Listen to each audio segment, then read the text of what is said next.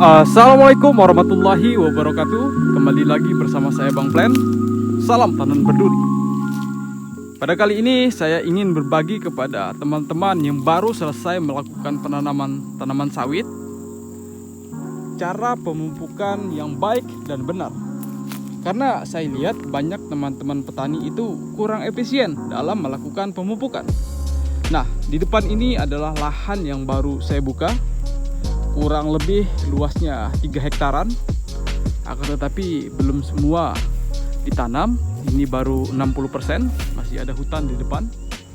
Nah, di sini saya ingin melakukan pemupukan. Pertama yang harus kita pahami terhadap tanaman sawit yang baru selesai kita tanam adalah kapan waktu pemupukan yang tepat. Nah, waktu pemupukan yang tepat kita harus memastikan apakah kondisi tanaman sawit kita itu sudah melewati masa-masa stres. Karena pada saat melakukan penanaman, cenderung tanaman sawit itu akarnya mengalami kerusakan.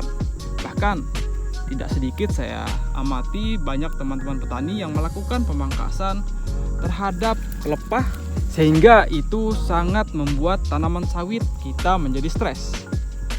Nah, ketika masa-masa stres, tanaman sawit tidak akan mampu menyerap unsur hara yang kita berikan, teman-teman.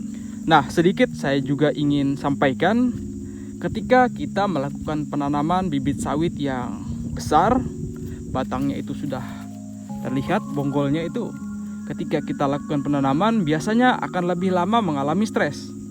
Berbeda pada tanaman sawit yang masih di bawah umur 1 tahun seperti ini. Ketika kita langsung melakukan penanaman 1-2 bulan, tanaman sawit sudah melewati masa-masa stres. Dari mana kita bisa melihat bahwasanya tanaman sawit kita itu tidak mengalami stres? Kita bisa melihatnya dari kondisi daunnya, teman-teman. Nah, ini baru 1 bulan yang lalu saya lakukan penanaman.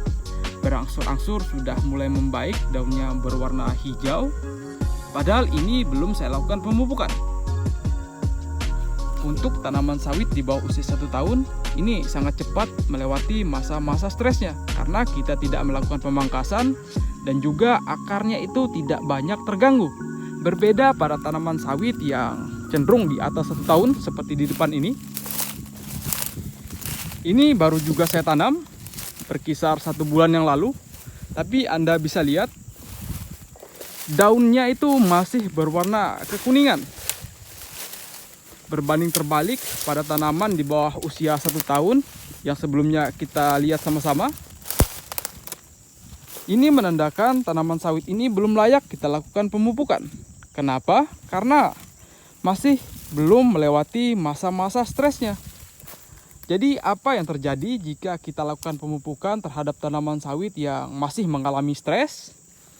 Ketika kita lakukan pemupukan terhadap tanaman sawit yang masih mengalami stres seperti ini, pupuk tidak akan mampu diserap secara maksimal, teman-teman. Jadi pastikan untuk tanaman sawit yang masih berwarna kekuning-kuningan, selesai tanam, Anda tahan dulu melakukan pemupukan. Ya, paling tidak itu 2-3 bulan. Anda amati perkembangannya, apakah tanaman sawit tersebut sudah melewati masa-masa stres. Nah, warnanya masih berwarna kuning, teman-teman. Jadi 3 bulan setelah Anda amati sudah ada perubahan pada tanaman sawit dewasa yang baru ditanam, Anda baru bisa melakukan pemupukan. Sedangkan untuk tanaman sawit yang di bawah 1 tahun yang sudah saya tanam di depan ini sudah bisa dilakukan pemupukan. Karena Anda bisa lihat kondisi daunnya sudah hijau dan di sini mulai sudah melebar. Ini menandakan akarnya itu sudah menembus permukaan tanah sehingga dia mampu menyerap unsur hara pupuk yang kita berikan.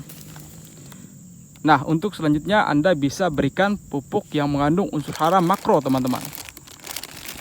Ada beberapa tani yang menggunakan pupuk urea karena mereka menganggap tanaman sawit yang usai tanam sangat membutuhkan nitrogen. Tapi berbeda dengan saya, di sini saya dari beberapa waktu yang lalu saya menerapkan penggunaan pupuk NPK Mutiara ini, teman-teman. Dengan kandungan hara nitrogen sebanyak 16%, fosfor 16%, dan kalium 16%. Nah, jika kita hanya menggunakan pupuk yang mengandung nitrogen, tidak akan efisien dan tidak akan maksimal hasilnya. Mengapa demikian? Karena kandungan nitrogen itu sangat cepat menguap. Jadi kita juga harus menggunakan pupuk yang mengandung unsur hara yang lain, seperti fosfor dan kalium untuk pembentukan batang dan pembelahan sel. Di sini seperti biasa saya hanya menggunakan 1 sendok makan, teman-teman. Nah, tidak perlu banyak karena sama halnya dengan manusia, ketika usianya masih belia, masih kecil, tidak membutuhkan makanan yang banyak, akan tetapi harus padat akan nutrisi. Di pupuk NPK Mutiara 1616 ini sudah tersusun unsur hara esensial yang sangat dibutuhkan oleh tanaman sawit. Nah, yang kali ini kita pupuk hanya tanaman sawit yang masih di bawah 1 tahun seperti ini. Karena seperti yang saya sampaikan sebelumnya, tanaman sawit yang di atas 1 tahun yang baru saya tanam di depan sana itu belum melewati masa-masa stresnya. Jadi alangkah sia-sia jika saya lakukan pemupukan karena akarnya belum bisa berada di permukaan tanah. Nah, itulah informasi yang bisa saya sampaikan. Semoga ini bisa menjadi manfaat. Terima kasih. Wassalamualaikum warahmatullahi wabarakatuh. Salam tandan berduri.